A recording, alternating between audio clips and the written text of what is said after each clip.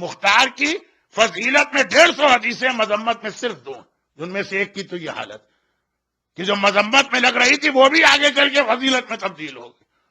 مگر ہمارے لیے مختار کی فضیلت کی ساری حدیثیں ایک طرف، اتنا جملہ ہی کافی ہے کہ چوتھے امام نے ہاتھ اٹھا کے اس طرح سے دعا دی تھی۔ کون سی روایت میں پڑھ رہا ہوں اس وقت؟ مختار نامہ ہی میرا موضوع ہے تو مصائب بھی جہاں جہاں ممکن ہوگا۔ منہال کوفی، بہت مشہور صحابی ہیں امام کے، کوفے میں رہتے ہیں، حج کے لیے آئے، اور حج ہو نہیں سکتا جب تک کہ آپ معصوم کی زیارت نہ کریں۔ وہ طواف نہیں ہے، تیرے مقدر کا چکر ہے، وہ جو ایک مصرع ہے اس ٹائپ کا۔ حج ہو نہیں سکتا، اصل حج کہتے ہی اسے ہیں کہ خانہ خدا کے گرد گھومنے کے ساتھ امام معصوم کی زیارت۔ یہ جملہ کل مختار نامے میں بہت اہم جملہ بننے جا رہا ہے۔ اس جملے نے ہی اس آدمی کی جان بچا لی جو مختار کو قید سے نکال رہا تھا۔ کل کی بات، بس اتنی سی بات کہ منہال حج کے بعد مدینے آئے، روضہ رسول کی زیارت کی، اور چونکہ چوتھے امام کا زمانہ ہے چوتھے امام کی بھی زیارت کی۔ جیسے ہی پہنچے امام نے دیکھا منہال اچھا تم کوفے سے آئے ہو؟ فرزند رسول جی ہاں۔ کہا کہ کوفے کے کیا حالات ہیں؟ کہا مولا آج کل تو بہت اچھے حالات، مختار اچھی طرح سے آپ کے بابا اور آپ کے خاندان کے ظالموں سے انتقام لے رہے۔ چوتھے امام نے کس کا نام لیا؟ اپنے بابا حسین کے گلے پہ خنجر چلانے والے شمر کا؟ نہیں۔ اپنے جوان بھائی اکبر کے سینے میں برچھی اتارنے والے کا؟ نہیں۔ اپنے چچا کے بازو قلم کرنے والے کا؟ نہیں۔ چوتھے امام نے جیسے ہی یہ سنا کہ منہال ایک بات بتاؤ، ہرملہ پکڑا گیا کہ نہیں پکڑا گیا؟ اللہ اللہ، میرا چوتھا امام، دیکھیے کچھ لفظ ہم امام کے لیے استعمال کرتے ہیں لیکن وہ توہین کے لیے نہیں ہے کہ بےکس امام، مظلوم امام، لاچار امام، کہ اصل جملہ ہے حکم خدا کے آگے لاچار، طاقت ساری رکھتے ہیں، خدا نے روک دیا رک گئے۔ ہائے میرے مظلوم امام نے ایک بار ہاتھ اٹھائے اور کہا اے خدا ہرملا جلد از جلد پکڑا جائے، قطع اللہ یدیہ ورجلہ، اللہ اس کے ہاتھ اور پاؤں کاٹے، وَأَحْرَقَهُ فِي النَّارِ الدُّنْيَا قَبْلَ نَارِ الْآخِرَةِ، اور جہنم کی آگ سے پہلے وہ دنیا میں آگ کا مزہ چکھے۔ جناب خدیجہ کے فضائل میں ایک جملہ آپ سنتے ہیں کہ قرآن نے کہا وَوَجَدَكَ عَائِلًا فَأَغْنَىٰ، اے حبیب ہم نے تمہیں تنگ دست پایا تو غنی کر دیا۔ ہم کہتے ہیں نا کہ اللہ کہہ رہا ہے ہم نے غنی کیا، دولت خدیجہ سے غنی ہوئی، عمل خدیجہ کا ہے، اللہ اپنی طرف نسبت دے رہا۔ فَلَمْ يَجِدْكَ يَتِيمًا فَآوَىٰ، ہم نے تمہیں یتیم پایا تو اپنی پناہ میں لیا۔ ابو طالب پناہ دے رہے ہیں اور خدا کہہ رہا ہے میں پناہ دے رہا ہوں۔ ابو طالب کے عمل کو اللہ نے اپنا عمل کہا، خدیجہ کے عمل کو اللہ نے اپنا عمل کہا، اور یہاں پر امام فرما رہے ہیں کہ اے خدا ہرملا کے ہاتھ پاؤں کاٹ اسی دنیا میں، اور آخرت کی آگ سے پہلے دنیا کی آگ میں جلا۔ اور یہ عمل کس نے کیا؟ مختار نے۔ عمل مختار کا ہے، امام اللہ کی طرف نسبت دے رہے، اسی لیے بعض علماء مختار کا لقب کہتے ہیں خدائی تلوار، وہ جو عمل کر رہا ہے خدا اپنی جانب نسبت دے رہا ہے۔ منہال نے دعا سنی اور بس زیارت ہو گئی، کوفے میں آ گئے۔ ابھی کوفے میں انٹر ہوئے ہیں، حج کر کے آ رہے ہیں، گھر بھی نہیں گئے، ابھی کوفے کے دروازے سے گھر جا رہے ہیں، دیکھا مجمع دوڑا جا رہا، مجمع بھاگا جا رہا، ایک بہت بڑا مجمع، سب ایک طرف جا رہے ہیں۔ گھبرا کے کہا بھائی کیا ہو گیا، کہاں جا رہے ہو؟ کہا ہم کناسا میں جا رہے ہیں۔ کناسا میں ایک بہت بڑا میدان تھا۔ بھائی کیوں جا رہے ہو؟ کہا ابھی ہرملا پکڑا گیا ہے، ظالم اتنے دنوں سے چھپا بیٹھا تھا، ابھی ہرملا پکڑا گیا ہے، مختار نے کہا ہے سب آدمی وہاں پہنچے، مجمع عام میں سزا دی جائے گی۔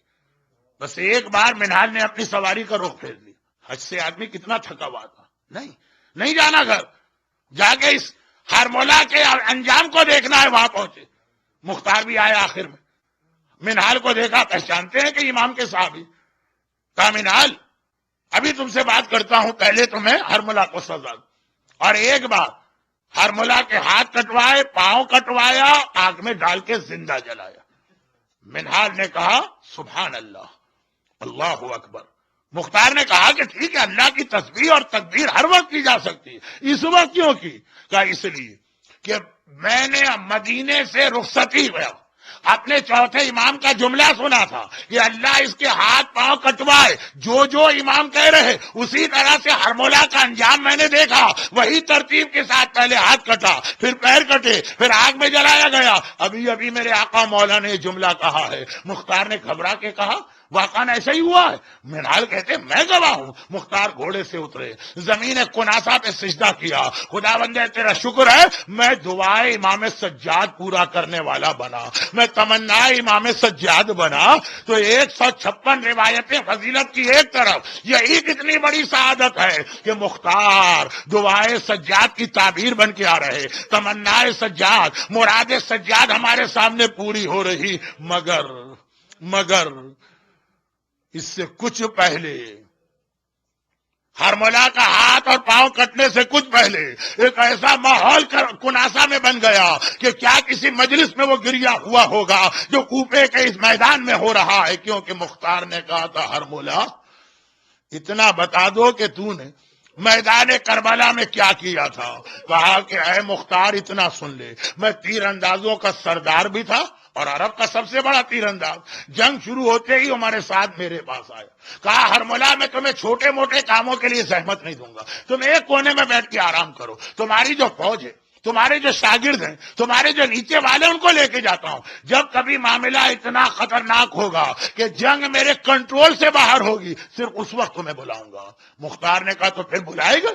کہا کہ بس پورے کربلا میں صرف 3 بار مجھے بلایا گیا، مجھ سے کہا گیا کہ تمہیں تین تیر مارنا ہے۔ پورے کربلا میں نے 3 تیر مارے، مگر عزاداروں یہ 3 تیر کربلا کے ظالموں کے تمام مظالم پہ بھاری ہو گئے۔ مختار کہتے ہیں پہلا تیر کیا تھا؟ کہا کہ ایک بار عمر سعد پورا دن صبح سے دوپہر، دوپہر سے سپہر مجھے کوئی کام ہی نہیں دیا گیا، آرام سے بیٹھا ہوں۔ سپہر کے قریب عمر سعد گھبرایا آیا، کہنے لگا ہرمولا اب تیری ضرورت پڑی ہے۔ حسین کا بھائی عباس گیا فرات کے کنارے، پانی بھر کے آیا، ہم نے اس کا دائنا ہاتھ کٹوایا، وہ نہیں رکا، بایاں ہاتھ کٹوایا، نہیں رکا، اس کے سارے جسم میں تیر بے بس ہو گئے، وہ نہیں رکا۔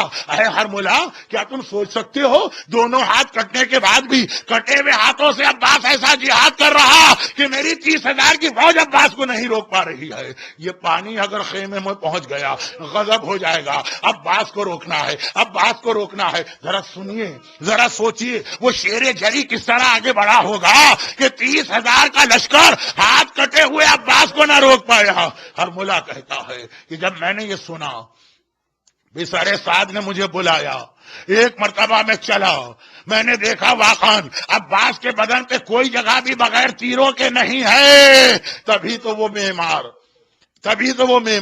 ایک مرتبہ جناب عباس کے روزے میں، اصل قبر تو نیچے ہے نا، وہاں پہ پانی آنے لگا تھا، اس کی بات نہیں کر رہا، اس سے بھی پہلے کی بات، پانی آنے لگا تھا، ایک آدمی کو بلایا گیا، معمار کو، وہ گیا چیخے مارتا ہوا آیا۔ لوگوں نے کہا کیوں رو رہے ہو؟ کہا کہ میں نے تاریخوں میں پڑھا ہے عباس کا قد اتنا زیادہ تھا کہ گھوڑے پہ بیٹھتے تھے تو پاؤں زمین تک پہنچتے تھے، اور وہاں قبر تو ایک بچے کے برابر قبر نظر آ رہی ہے، ایسا بدن ٹکڑے ٹکڑے ہوا۔ تو ہرملا کہتا ہے سارے بدن پہ اتنے تیر لگے ہیں، میں نے سوچا میں کیا کر لوں گا، اتنے تیر کھا کے جو نہیں رک رہا ہے، رکنا تو درکنار، رفتار سست بھی نہیں ہو رہی، میں ایک اور تیر مار کے کیا کروں گا، سوچنا چاہیے عباس کی طاقت کا راز کیا ہے۔ دائنا ہاتھ کٹ گیا، بائنا ہاتھ کٹ گیا، تیروں سے بدن چھلنی ہو گیا، پھر بھی کیوں نہیں رک رہے؟ میں نے غور کیا، ایک چیز سمجھ میں آئی کہ دونوں ہاتھوں کے درمیان ایک مشق ہے جس سے عباس بچا رہے ہیں، ہر تیر اپنے بدن پہ لے رہے ہیں، مشق پہ کوئی تیر نہ آنے پائے۔ بس میں سمجھ گیا عباس کی طاقت کا راز یہ مشق ہے، ہر سپاہی عباس کے بدن پہ تیر مار رہا ہے۔ میں نے اپنی کمان میں 3 بھال کا پہلا تیر جوڑا، عباس کے بدن پہ نہ مارا، مشق سکینہ پہ مارا، ایک بار پانی بہا اور بس عباس بھی گویا ختم ہو گئے۔ اب ایک بار عباس گھوڑے سے زمین کربلا پہ گرے، پہلی بار کا آقا میرا آخری سلام لیجیے۔ اور جب حسین سرہانے آئے، عباس سے پوچھا عباس تمہاری بھی کوئی حاجت ہے؟ کہا صرف ایک حاجت ہے، جب پیدا ہوا تھا پہلی زیارت آپ کے چہرے کی تھی، دنیا سے جا رہا ہوں آخری زیارت آپ کی کرنا چاہتا ہوں، مگر ایک آنکھ میں تیر لگ چکا ہے، دوسری آنکھ میں خون جمع ہے، مولا اگر میرے ہاتھ اس قابل ہوتے اپنے ہاتھوں سے خون صاف کرتا، بس ذرا یہ خون صاف کیجئے۔ حسین نے ابا کے دامن سے عباس کی آنکھ سے خون پوچھا، عباس نے آنکھیں کھولی، آخری زیارت حسین کی حسین نے کہا عباس اور ایک تمنا میری بھی ہے اور بہت پرانی تمنا ہے، ہمیشہ تمہاری زبان سے سنا، تم نے مجھے آقا کہا، ایک بار حسین کا دل چاہتا ہے مجھے بھائی تو کہہ لو، تمہارے منہ سے بھائی سننا ہے، یہ میری آخری وصیت۔ عباس نے بھائی کہا اور ایک بار فاطمہ زہرا پچھاڑے کھا کے گری، ارے میرا عباس مارا گیا، ارے میرا لال مارا۔ السلام على الحسين